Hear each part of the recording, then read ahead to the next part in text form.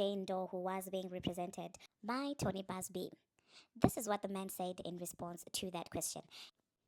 He said, Blue has a shirt with Jay-Z on the back. That day she put it on and went to school with a Jay-Z pointing to the back. I was standing there in the corner with tears streaming down. For real, having that is priceless. People can say they'll always be by your side, but it's very rare that you actually need to put that to the test. And in my darkest moment, I got to see that kind of support. And people started analyzing that statement itself. First of all, people were criticizing how he decided to bring his daughter in the subject of the essay, basically saying that her daughter was supporting her against those heinous allegations. And people just found that weird. You would think that he would somehow reframe the question and make it about the adults, not really the kids, especially since this is a sensitive subject. But then again, he was being interviewed by a fan. So would we be surprised if he was 100% in control of the questions that were being asked there? And that entire act of playing Blue Ivy, bringing Blue Ivy in that conversation, obviously was strategically being done for seeking, sympathy from the masses. But that's not the only part that people paid attention to. People realized that when it comes to these heinous allegations and all of these things that this man is being accused of, not once did he say that his wife was in support. And especially for a sensitive matter as essay, one would expect that he would want to use the kind of, well, my very talented wife was also holding me down during such a trying time. But no mention was made of the wife except when he was praising her independently about being a creative. But when it comes to support about his entire allegations and the chaos that's surrounding his name right now, he didn't mention the wife. So people are like, what's going on? Is there trouble in paradise? Are they truly headed for divorce, or what exactly is happening? Because to choose a child as your only ally and to willingly tell the entire world that your child supports you when it comes to a sensitive matter that involved you being alleged of being involved with a child who's also that's questionable. And I do see why people might be questioning if everything is okay in the marriage. But also, knowing how PR works, I do feel like this might have been intentional as well to distance the Beyonce brand as far as possible for his own brand when it comes to these allegations. Because the moment he would have said that Beyonce was supporting me during such a trying time, I put that in quotes obviously, the internet would have been running around talking about, oh my god, so it means Jay-Z, it means that Beyonce is complicit. And if in the future Ishi hits the fan, Beyonce wouldn't have been able to distance herself from this man. And let's be honest, they need Beyonce. They need the money that the brand brings into the family. And without it, I mean, I don't know, man. it just wouldn't make any sense. They've got a lot to protect when it comes to the brand Beyonce. And remember also, they are children. They've got kids together. So it's no benefit overall for them to try and say, we're going to fight it out all together. If anything, they would rather salvage one brand, even if it means painting the other side as victim and the other side as villain. Okay, they will do, I do believe that they will go to those lengths in order to make sure that there is at least still some food on the table, in my own opinion. And a part of me does believe that the Beyonce and Jay-Z divorce rumor that was circulating during that time that the man was being accused was also planted.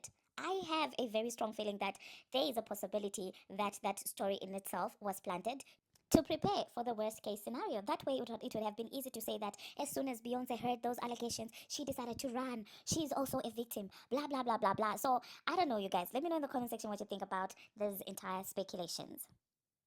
Now, moving on to the next thing that we're going to be talking about, let us talk about Elliot Wilson. At this point, the obsession with Onika has to be a disease. If this man is not on payroll for bringing up Onika, then he needs a mental evaluation, because there is no way an old behind man is sitting up there with wet stitches across your chest and you are worried about a woman who's offline minding her business. This interview was about the person that you guys deem God, right? You guys think that's literally God on earth, right? That man. And instead of focusing on what that guy was saying, the first person that came to mind was Onika. It's not normal, Elliot. But one thing I love about the Bubs on Twitter is they do not play. Yesterday they gathered that man, and I do feel like he probably blocked about 50 or 100 Bubs, or even more than that, because they were on his neck.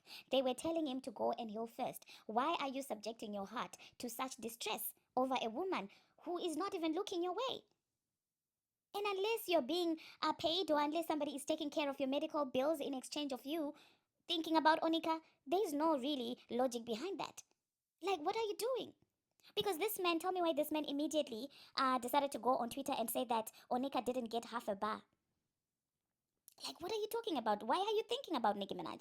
This man addressed that entire beef that took the internet by storm, that destroyed an entire genre. But somehow, instead of discussing that, you're worried about Nicki Minaj. This man spoke about his allegations, his essay allegations, things that actually do matter, things that people want answers to. But instead of looking at that, you're worried about Onika, who's offline, I don't know, doing something like chewing ice and, playing on bicycles with Papa B. Like, what is your obsession, Elliot Wilson? And the funny thing is, he is such a sensitive mother chaka because why are you blocking people if you've got audacity? It's just insane to me. So you want to continuously harass a woman, but the one moment that people retaliate to your harassment, oh, you're becoming a victim and no, you're blocking people left, right, and center. Like, and this is what makes me feel like everything is calculated because there was no reason for you to be bringing up Nicki Minaj. I do feel like, in my own opinion, they realized that the interview, because let's be honest, even some people in the shade room were tired of this entire shenanigans. They were like, we want answers. You didn't talk about the mention in the Epstein files where people were talking about you selling out your own people to the white tees. So give us the answers. That's what people were asking. In this interview, people were not, gullibly eating it up as people usually do. No, people were not doing that. And people were demanding answers because you cannot be out there platforming a man, calling another man a PDF, and then you turn around and you say, we shouldn't be beefing anymore. Oh my God, I wasn't taking sides. But yet, a professor is on record talking about how you allegedly called him to support one part of the battle. And you also turn around and you ask for sympathy for the false PDF allegations, but you platformed a man who was calling another man a PDF. I mean, people are tired, and I feel like they kind of noticed it.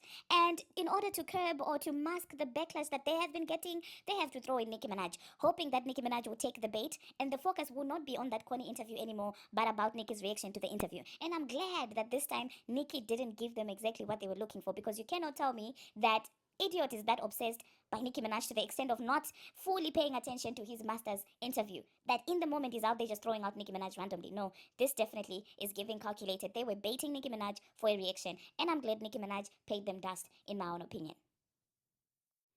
I'm truly proud that she didn't give in because I mean, Idiot obviously is trying it, but I applaud her restraint this time. Like, really, truly. Let that man catch his own hit there.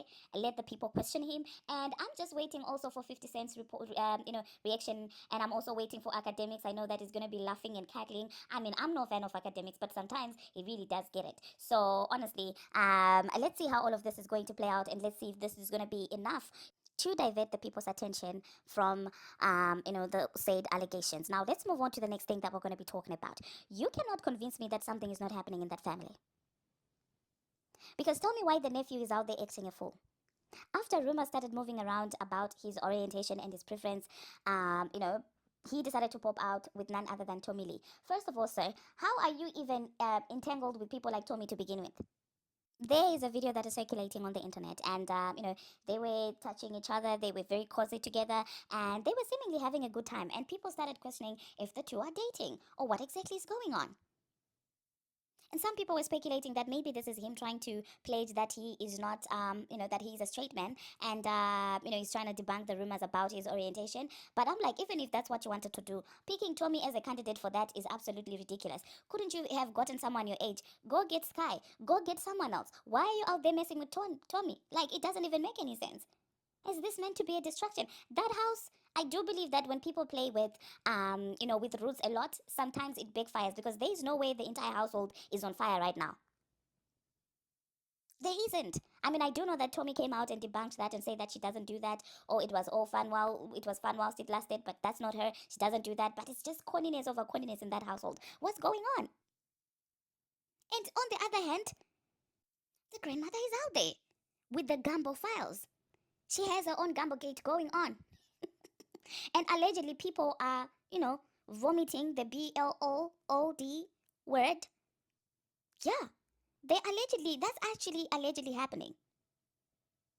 And you have TMZ over there trying to downplay it as if it's something insignificant. But if people really truly are vomiting what I just said because of that gumbo, we need the files. We need the files to see who brewed that, who made that gumbo. We need to know. But let me know in the comment section, you guys, what you think about the entire family. Meanwhile, the son-in-law is out there acting a fool, sounding a fool, self-contradicting. It's pathetic at this point. Now, let's move on to the next thing that we're going to be talking about. I strongly believe that the memo went out about the Didla because yesterday Karisha did an interview pledging her allegiance to the Didla and defending her position in standing with the convicted criminal, of course, in his acts. And I was like, where's that coming from? All of a sudden, seems like people are out there clearing the Didla's name. What's going on? Did he threaten to rat people out? What's going on? Tell me why just now. I mean, I had my topics prepared and everything, but just now I'm logging onto Twitter. I'm seeing yet another interview, and they're talking about the Didla, and it is Asha. Asha with Forbes. And this is what Asha had to say, okay? I'm just going to take a little bit of it. And so he said one word about Didi, legacy. And he said he doesn't have any negative things to say and will always put respect on his name. And he also said, and I quote, "My experience was not what the world had seen and how he's been misrepresented. So many people benefited from what he created, and I acknowledge that." Now, if you are still naive enough to think that celebrity interviews are not curated and are not part of PR strategy or PR cleanup campaigns, then I don't know what to tell you. What are the odds that yesterday Karisha came out, sat down with Charlemagne, did a whole cleanup interview for the Didla, and today Forbes is releasing an interview and Asha Raymond is out there defending the Didla? What's really going on? What memo went out there? And this is why I can never take this industry seriously. This man is on tape putting hands on a woman. This man has heinous allegations. And out of all of these things, they're still out there defending him. But the moment someone else they don't like is accused of PDF even without any evidence, boy oh boy, they will jump straight into being internet activists. But I promise you, no one is going to be coming out here attacking Asha for pledging support for the Didla. But somehow, we're supposed to take this industry seriously. Did you see how ready the industry was ready to hop on the Drake hate campaign? Because of unproven PDF allegations from a song from a hater, someone who openly, proudly said that I'm a hater. Did you see how quick people were, prepared to drag Drake? Yet nobody has the smoke for the Didla. This industry is very sick and dark in my own opinion. Like, it's just disgusting at this point. Like, wow. Wow. And me being the conspiracy theorist that I am, I have a lot of questions. Could this be the reason why Asha and Justin had a little altercation at Beyonce's party? Could it be a situation where they were trying to pressure Justin into saying something positive about the Didla in an interview? Is it possible that, well, maybe Justin told them that after discussions with my wife, we decided to distance ourselves from that situation? Is it possible that maybe Asha got mad at that and came for Haley and said, "You're the reason that is not going to do the interview. And you only came here after the fame. I discovered him. I have rights to him. You and your family. You are this and that and that and that and that." Because allegedly, there were some slurs exchanged. I don't know, you guys. Something is just not making sense in this sudden attempt at painting the Didla to be this clean person or changed person. I don't know, you guys. It's just not sitting well with me. But that being said, let's finally move on to the last thing that we're going to be talking about. Let us talk about Carisha and Jatavia. In the interview that she recently did with Charlemagne, of course, they had to discuss about the City Girls. And Charlemagne was asking her about the situation with their relationship with Jatavia. And I will say that the answers that Carisha gave were very much polite. It was very much too curated to a point where I felt like before this interview, she might have gotten some PR coaching. Now, I will say with the recent interviews that I've watched, I have watched the J. Cole interview, I've watched the Brother Billionaire interview, I've also watched the Carisha interview, so have I the Asha interview. And I'll say that the energy there, it's very much giving PR trained, it's very much giving PR coached, in my own opinion. I don't know, something about those four interviews, I'm just like, the answers are they seem very much reist, they seem very much politically correct. Don't get me wrong, maybe indeed Carisha does miss Jatavia, but you can tell that some people are very good at playing unbothered, as playing the bigger person, at playing the innocent person, and some people are not afraid to express their emotions. And I do feel like when it comes to the relationship between Carisha and JT wears a heart on her sleeves. On the other hand, Carisha not so much. So at the end of the day, it will always appear as if JT is the problematic one when it comes to those two women. But in my own opinion, the picture is way much bigger than that. And a person can be vile whilst playing nice, or a person can be vile whilst the words that come out of their mouth, seem otherwise. It's very possible. The most cunning people are the people that are able to regulate their emotions and not speak from an emotional place. Those people have got the potential or the capacity to be cunning. I'm not saying everyone who's good at regulating their emotions is evil, but I'm saying that evil people who are good at regulating their emotions have got a bigger chance of getting away with their evil because people will not quickly clock what's in their hearts. I'm just saying that. But anyway, that being said, let me also insert a snippet of what Karisha had to say. But after that, I'm not going to be coming back. That being said, thank you very much, you guys, for watching. And thank you very much for making it this far. If you have not already, what are you waiting for? Smash that subscribe button and do turn on the notification bell so that you will be notified each and every time that I post. And until my next one, see you.